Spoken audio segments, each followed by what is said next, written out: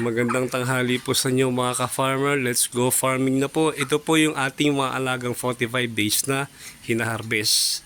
Halos isang linggo na po ako nag-harvest sa kanila. At bukas po yung huling katay ko. Kanina umaga po nagkatay po ako ng mga 15 pieces. Tapos po bukas ay huli na. Para mga 25 pieces po itong naiwan. Nung tinignan ko po yung aming computation sa yung sa feeds po, umubos tayo ng mga 12 feeds. Nasa kulang-kulang 20,000 po yung halaga ng 12 feeds. Tapos po yung puhunan natin sa sisiw, halos 10,000. Di nasa kulang-kulang 30,000 po yung ating puhunan sa kanila. Kung tinignan ko lang po yung ating pinagbilhan, nasa 45,000 na po yung ating running total. Hindi pa po kasama to. May 25 heads pa pong naiwan. Yung iba po dyan, mga parang run na. Mga reject na. May siguro alin na lang pang sarili. Yung mga medyo undersize. Pero yung 25 pieces po, yung mga good size pa. Kaya bukas po, na-deliveran pa tayo. Halos isang buwan din po mahigit tayong nag-alaga. Pati nag-harvest. Di kumita lang tayo nasa 15,000. Yung po yung ating mga kulungan, hindi pa natin nalilinis kasi masyadong abala sa pag-harvest. Pero isang bagsakan na lang po yan kapag ubos sila bukas ng umaga. Di isang power spray na lang po yan para maaga natin maipahinga.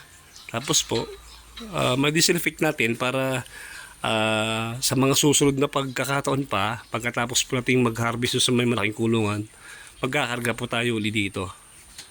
Inano ko po medyo mabagal yung paglaki nila kasi sobrang init din. Kailangan talaga tutok kayo. Nung time naman na yan ay nag-harvest na ako. Pero okay naman po, pasok din naman sila. Maganda rin yung timbang nila pero hindi ako satisfied. Kasi po napakainit talaga na panahon. Nagte-33 degrees po dito sa Lucena. Ito po yung aking nakalagay sa cage type. Parang nasa 260 plus lang po yung na-harvest ko. Kasi may mga ilan po na namamatay gawa sobrang init. Minsan pagbalik ko sa bahay galing sa labas, may nakikita ko isang nakatirik. Gaganda pa naman po ng mga timbang. Pero ganoon po talaga, hindi may iwasan lalo po pag ganito kainit yung panahon. Medyo busy po kaya ngayon lang ulit nakapag-upload ng video. Di ba ang tinakbo po nila, start po tayo mag-harvest mga 28 days tapos po plus 1 week. Ayun, yun na po ang kanilang ngayon, edad ngayon. Ay, bukas ubos na sila. Di tapos na po yung cycle. Kumbaga, kwentahan na kung maganda-ganda yung tinubo natin. Pero so far okay naman po. Kita naman natin kagad kung tutubo tayo ng maayos. Iba-iba din po yung pag-aalaga sa ganitong cage type kumpara doon sa malaking kulungan natin. Mas komportable mag-alaga lalo pa kapag panahon po na tag-ulan. Dito po nakikita talaga mas maganda mag-alaga dito kasi hindi sa ganong kainit.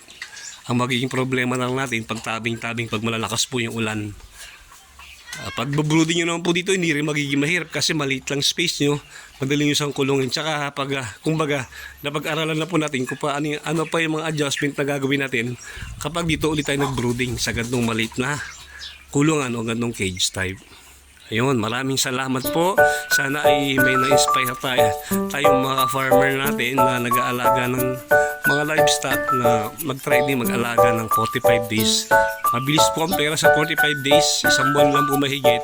Balik na yung puhunan. At maganda rin lang po yung tubo natin. Maraming salamat po. At maraming salamat po sa ating mga subscriber. Nasa 210 subscriber na po tayo.